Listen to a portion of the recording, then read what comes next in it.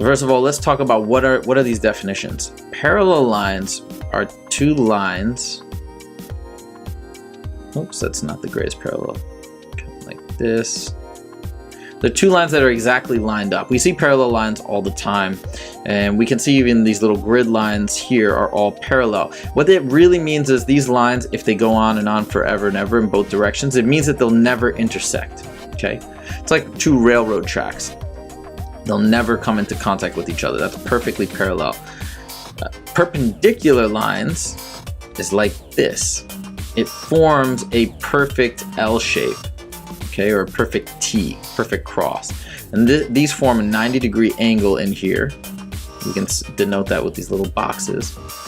And that's that. So lines can either be perpendicular or parallel, or neither. Neither is anything in between, where they since parallel don't cross, neither means they have to cross. They're just not crossing at 90-degree, perfect 90-degree angles. So if we look over here, these two are parallel, they're perfectly lined up.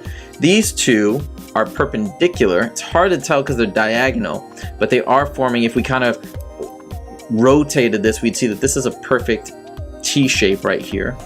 So that's perpendicular. These guys are also parallel. Looks like they will never hit each other. And then these are neither. These are definitely not parallel and definitely not perpendicular.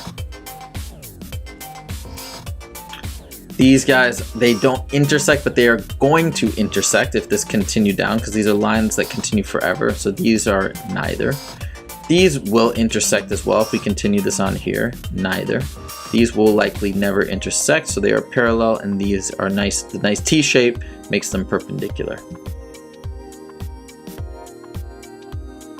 Again, neither perpendicular forms that perfect 90-degree angle.